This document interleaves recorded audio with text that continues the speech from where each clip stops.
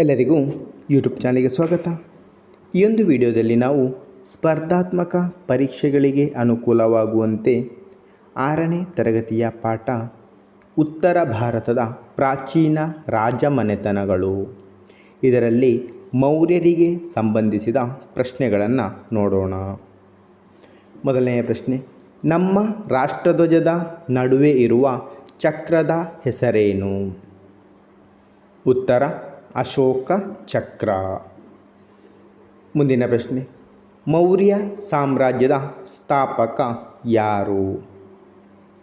ಉತ್ತರ ಚಂದ್ರಗುಪ್ತ ಮೌರ್ಯ.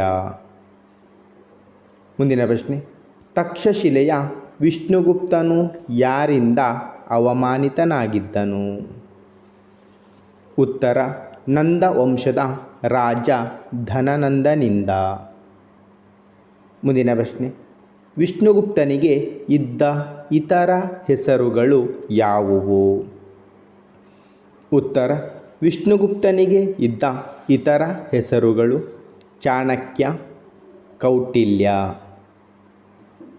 ಮುಂದಿನ ಪ್ರಶ್ನೆ, ಚಂದ್ರಗುಪ್ತ ಮೌರ್ಯನಿಗೆ ಸೈನಿಕ ಮತ್ತು ಯುದ್ಧ ತರಬೇತಿ ನೀಡಿ ಸೇನೆಯನ್ನು ಸಜ್ಜುಗೊಳಿಸಲು ನೆರವಾದವರು ಯಾರು? ಉತ್ತರ ವಿಷ್ಣುಗುಪ್ತ. ಮುಂದಿನ ಪ್ರಶ್ನೆ, ಮೌರ್ಯ ಸಾಮ್ರಾಜ್ಯದ ರಾಜಧಾನಿ ಯಾವುದು? ಉತ್ತರ ಪಾಟಲಿಪುತ್ರ. ಮುಂದಿನ ಪ್ರಶ್ನೆ, ಚಂದ್ರಗುಪ್ತನಿಗೆ ತನ್ನ ಮಗಳನ್ನು ಕೊಟ್ಟು ವಿವಾಹ ಮಾಡಿದವರು ಯಾರು? ಉತ್ತರ ಸೆಲ್ಯೂಕಸ್. ಮುಂದಿನ ಪ್ರಶ್ನೆ, ಸೆಲ್ಯೂಕಸ್ನು ಚಂದ್ರಗುಪ್ತ ಮೌರ್ಯನ ಆಸ್ಥಾನಕ್ಕೆ ಕಳುಹಿಸಿದ ರಾಯಭಾರಿ ಯಾರು? ಉತ್ತರ ಮೆಗಾಸ್ತನೀಸ್. ಮುಂದಿನ ಪ್ರಶ್ನೆ, ಮೆಗಾಸ್ತನೀಸ್ ಬರೆದ ಕೃತಿ ಯಾವುದು? ಉತ್ತರ ಇಂಡಿಕಾ. ಮುಂದಿನ ಪ್ರಶ್ನೆ, ಚಂದ್ರಗುಪ್ತ ಮೌರ್ಯನ ಪ್ರಧಾನಮಂತ್ರಿ ಯಾರು? ಉತ್ತರ ಕೌಟಿಲ್ಯ. ಮುಂದಿನ ಪ್ರಶ್ನೆ, ಕೌಟಿಲ್ಯನು ಬರೆದ ಕೃತಿ ಯಾವುದು? ಉತ್ತರ ಅರ್ಥಶಾಸ್ತ್ರ.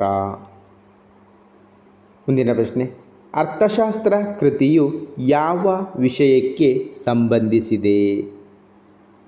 ಉತ್ತರ ರಾಜತಂತ್ರಗಳಿಗೆ.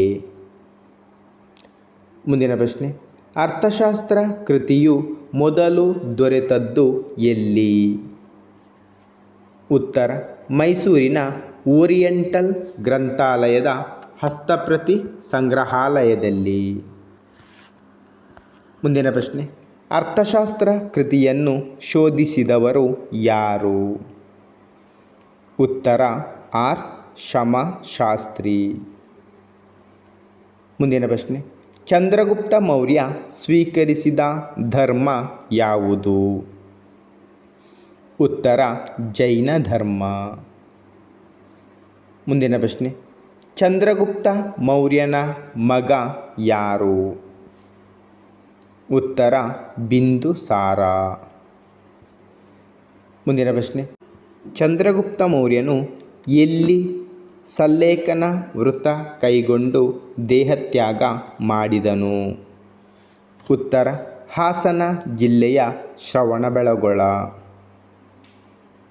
ಮುಂದಿನ ಪ್ರಶ್ನೆ, ಬಿಂದುಸಾರನು ಎಷ್ಟು ವರ್ಷಗಳ ಕಾಲ ಆಳ್ವಿಕೆ ನಡೆಸಿದನು? ಉತ್ತರ 25 ವರ್ಷಗಳ ಕಾಲ. ಮುಂದಿನ ಪ್ರಶ್ನೆ, ಬಿಂದುಸಾರನ ಮಗ ಯಾರು? ಉತ್ತರ ಅಶೋಕ. ಮುಂದಿನ ಪ್ರಶ್ನೆ, ಪ್ರಜೆಗಳೆಲ್ಲರೂ ನನ್ನ ಮಕ್ಕಳಿದ್ದಂತೆ ಎಂದು ಹೇಳಿದ ಸಾಮ್ರಾಟ ಯಾರು? ಉತ್ತರ ಅಶೋಕ. ಮುಂದಿನ ಪ್ರಶ್ನೆ, ಅಶೋಕನ ಶಾಸನಗಳು ಮುಖ್ಯವಾಗಿ ಯಾವ ಭಾಷೆಯಲ್ಲಿ ಕಂಡುಬಂದಿವೆ? ಉತ್ತರ ಬ್ರಾಹ್ಮಿ ಲಿಪಿ ಮತ್ತು ಪ್ರಾಕೃತ ಭಾಷೆ. ಮುಂದಿನ ಪ್ರಶ್ನೆ, ಕರ್ನಾಟಕದ ಎಷ್ಟು ಸ್ಥಳಗಳಲ್ಲಿ ಅಶೋಕನ ಶಾಸನಗಳು ದೊರೆತಿವೆ? ಉತ್ತರ 9 ಸ್ಥಳಗಳಲ್ಲಿ. ಮುಂದಿನ ಪ್ರಶ್ನೆ, ಕರ್ನಾಟಕದಲ್ಲಿ ಅಶೋಕನ ಎಷ್ಟು ಶಾಸನಗಳು ದೊರೆತಿವೆ? ಉತ್ತರ 17 ಶಾಸನಗಳು. ಮುಂದಿನ ಪ್ರಶ್ನೆ, ಅಶೋಕನ ಶಾಸನಗಳಲ್ಲಿ ಪ್ರಮುಖವಾದ ಶಾಸನ ಯಾವುದು? ಉತ್ತರ ರಾಯಚೂರು ಜಿಲ್ಲೆಯ ಮಸ್ಕಿ ಶಾಸನ.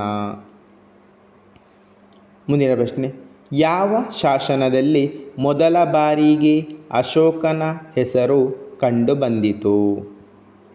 ಉತ್ತರ ಮಸ್ಕಿ ಶಾಸನ. ಮುಂದಿನ ಪ್ರಶ್ನೆ, ಮಸ್ಕಿಯ ಶಾಸನದಲ್ಲಿ ಅಶೋಕನನ್ನು ಕುರಿತು ಏನೆಂದು ಬರೆಯಲಾಗಿತ್ತು?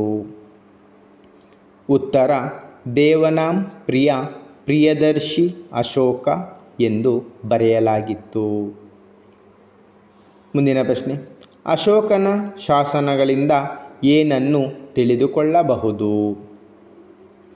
ಉತ್ತರ ಅಶೋಕನ ಶಾಸನಗಳಿಂದ ಅವನ ಜೀವನ, ಸಾಧನೆ, ಸಾಮ್ರಾಜ್ಯದ ವ್ಯಾಪ್ತಿಯನ್ನು ತಿಳಿದುಕೊಳ್ಳಬಹುದು.